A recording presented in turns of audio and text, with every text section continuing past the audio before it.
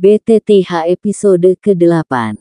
Tetua misterius. Calon guru Xiaoyan menunjukkan diri. Tanpa emosi meninggalkan aula utama, Xiaoyan yang frustrasi mengikuti rutinitas hariannya dan perlahan naik ke puncak gunung di belakang gedung klan. Duduk di puncak gunung, Xiaoyan dengan tenang menyaksikan puncak gunung curam yang jauh diselimuti kabut. Di sana, dalam kabut, adalah pegunungan binatang ajaib Kekaisaran Jiama yang terkenal. Hehe, kekuatan. Di dunia ini, tanpa kekuatan, kamu bahkan tidak berharga. Setidaknya, tidak ada yang mencoba menginjak-injakmu seperti kotoran. Dengan bahu melambai ke atas dan ke bawah, suara lembut pria muda yang mengejek diri itu bergema di puncak gunung, mengisi udara dengan kesedihan. Sambil menarik rambutnya, Xiaoyan menggigit bibirnya, membiarkan rasa berdarah menyebar di mulutnya. Meskipun dia tidak membiarkan emosinya menghampirinya di aula utama, kata-kata Nalan Yanran menusuk hatinya seperti pisau. Aku tidak akan pernah dihina seperti ini lagi. Membuka tangan kirinya, yang masih memiliki bekas luka berdarah dari peristiwa hari itu, suara Xiaoyan serak tapi tegas. Hehe, nak, sepertinya kamu butuh bantuan.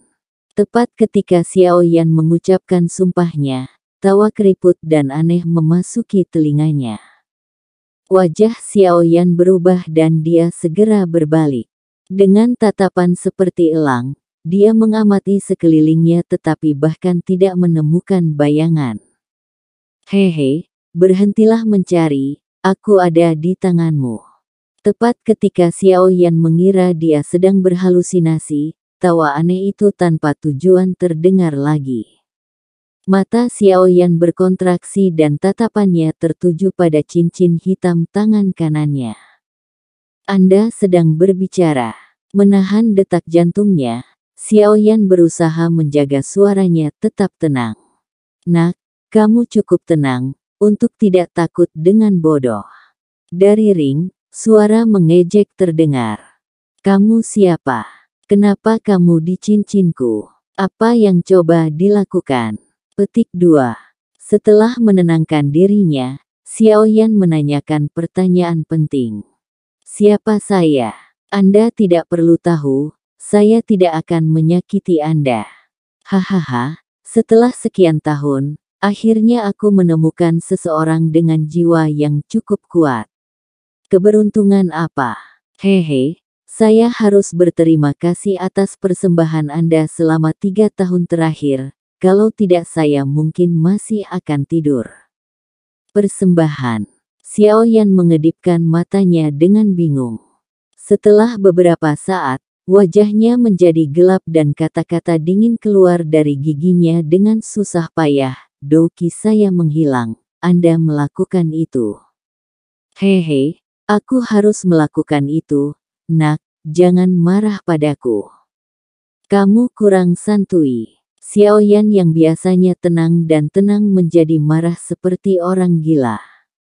Wajah kecilnya dipenuhi dengan kebiadaban, dan tanpa peduli bahwa cincin itu adalah satu-satunya kenang-kenangan dari ibunya, dia merobek cincin itu dari jarinya dan melemparkannya ke atas tebing dengan sekuat tenaga. Saat cincin itu lepas dari tangannya, pikiran Xiaoyan akhirnya bersih. Dengan tergesa-gesa dia mencoba menangkap cincin terbang itu tetapi cincin itu sudah melewati tebing, jatuh bebas ke bawah gunung. Menatap cincin yang menghilang ke dalam kabut, Xiaoyan tertegun untuk waktu yang lama. Akhirnya, wajahnya kehilangan kebiadaban dan ketenangan. Dia memukul dahinya, kesal, idiot itu terlalu sembrono, terlalu sembrono. Untuk menyadari bahwa penyebab penghinaannya selama 3 tahun terakhir adalah cincin yang selalu dia kenakan. Tidak mengherankan jika Xiaoyan bereaksi begitu keras. Setelah duduk di tepi tebing untuk waktu yang lama, Xiaoyan menggelengkan kepalanya tanpa daya. Berdiri, Dia bersiap untuk kembali tetapi matanya membelalak dan jarinya dengan gemetar menunjuk ke benda di depannya. Di depan Xiaoyan ada cincin hitam pekat, melayang di langit. Tapi hal yang paling mengejutkan Xiaoyan adalah sosok keriput transparan di atas cincin. Hehe, nak, kamu tidak perlu terlalu marah kan? Aku hanya membutuhkan 3 tahun dokimu. Tetua transparan tersenyum pada Xiaoyan yang tertegun. Mulut Xiaoyan bergerak-gerak dan dia menekan amarahnya. Dia berkata, geser, karena kamu bersembunyi di dalam ring, maka kamu harus tahu seberapa banyak rasa sakit yang kamu sebabkan sejak kamu mengambil doki saya kan. Tapi dengan 3 tahun penghinaan ini, kamu sudah dewasa kan? Apakah menurut Anda 3 tahun yang lalu Anda akan memiliki toleransi dan pola pikir seperti ini? Petik 2. Xiaoyan mengerutkan alisnya tetapi emosinya mulai tenang. Setelah kemarahan, sedikit kebahagiaan mengambil alih Xiaoyan. Karena dia tahu mengapa dokinya menghilang, bakatnya telah kembali. Berpikir tentang kesempatan untuk melepaskan gelar orang lumpuh yang diberikan orang lain yang tak terhitung jumlahnya padanya, Xiaoyan merasa seolah-olah dia telah dilahirkan kembali. Tetua menjijikkan di depannya tidak terlihat menyebalkan seperti sebelumnya. Beberapa hal, setelah menghilang, akan membuat seseorang mulai menghargai nilainya. Setelah kehilangan dan mendapatkannya kembali, seseorang menghargainya lebih banyak.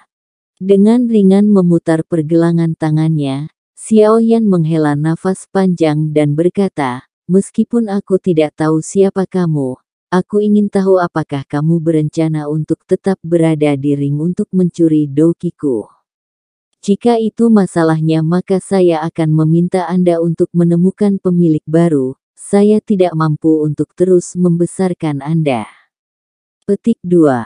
Hehe, orang lain tidak memiliki persepsi jiwa sekuat dirimu. Penatua mengelus jenggotnya, karena aku sudah memilih untuk tampil, maka sebelum kamu memberi izin, aku tidak akan mengambil dokimu.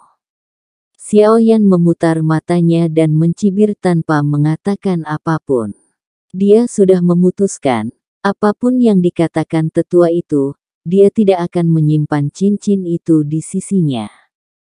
Nak, apakah kamu ingin menjadi kuat? Apakah Anda ingin dihormati oleh orang lain?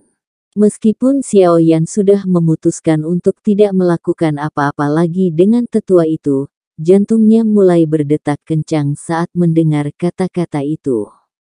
Saya sudah tahu mengapa doki saya menghilang dan dengan bakat saya, mengapa saya membutuhkan Anda untuk menjadi kuat. Menghela nafas kecil, Xiaoyan dengan lancar berkata. Dia tahu bahwa tidak ada makan siang gratis di dunia ini. Berutang budi pada orang misterius, bukanlah langkah yang cerdas. Nak, meskipun bakatmu cukup bagus, kamu harus tahu bahwa kamu sudah berusia 15 tahun tetapi dokimu hanya di 32. Saya pikir saya mendengar bahwa upacara dewasa Anda tahun depan kan. Menurut Anda, apakah dalam setahun, dengan menggunakan bakat dan kerja keras Anda bisa mencapai 7 duanqi? Selain itu, gadis yang kamu janjikan untuk bertarung 3 tahun dari sekarang juga tidak memiliki bakat lusuh. Anda ingin mengejar dan melampaui dia. Ini tidak akan mudah. Wajah tetua yang penuh kerutan bersemi seperti bunga krisan. Jika Anda tidak mengambil doki saya, apakah menurut Anda semua ini akan terjadi? Dasar brengsek. Setelah kelemahan terbesarnya terungkap, wajah Xiaoyan menjadi gelap sekali lagi dan dia mulai mengutuk. Setelah mengutuk, Xiaoyan merasakan sedikit keputusasaan. Dalam situasinya saat ini, tidak peduli seberapa banyak dia mengutuk, tidak akan ada efeknya. Praktik doki membutuhkan dasar yang kuat. Dulu ketika dia berusia 4 tahun, dia membutuhkan waktu 6 tahun untuk mencapai 9 Duan Doki. Bahkan dengan bakatnya, mencapai 7 Duan Ki hanya dalam 1 tahun tidak ada harapan. Menghela nafas dengan depresi, Xiaoyan melirik tetua yang sok itu. Ujung mulutnya melengkung dan dia bertanya, apakah kamu punya solusi? Mungkin. Tetua itu menjawab dengan samar. Jika Anda membantu saya mencapai 7 Duan Ki hanya dalam 1 tahun, maka saya akan memaafkan Anda karena mengambil doki saya selama 3 tahun. Bagaimana dengan itu? Xiaoyan bertanya. Hehe, angan-angan nak. Jika kamu tidak dapat membantuku, mengapa aku harus menahanmu, seseorang yang tidak berguna, di sisiku? Kamu harus mencari orang lain yang malang. Xiaoyan tahu bahwa tetua transparan tidak bisa secara acak mengambil doki dari orang lain sehingga dia tahu bahwa dia memiliki pengaruh dalam negosiasi. Kamu bahkan tidak dekat dengan seorang pemuda berusia 15 tahun. Sepertinya 3 tahun ini sangat membantu Anda berkembang pesat. Apakah rencanaku menjadi bumerang? Melihat Xiaoyan yang pintar, tetua itu berhenti dan kemudian dengan tercengang menggelengkan kepalanya. Xiaoyan mengangkat bahunya dan dengan ringan berkata, jika kamu ingin aku menjaga kamu di sisiku maka kamu setidaknya harus memiliki ketulusan, kan? Anak yang bermulut tajam. Baiklah, baiklah, bagaimanapun juga, saya benar-benar membutuhkan bantuan Anda. Tanpa pilihan lain, tetua itu mengangguk dan perlahan turun ke tanah. Setelah memeriksa Xiaoyan sebentar, senyum berbahaya menyebar di wajahnya. Tapi begitu muncul, itu pergi dan sesepuh merenung sejenak sebelum tidak mau bertanya, apakah kamu ingin menjadi seorang alkemis? Bersambung.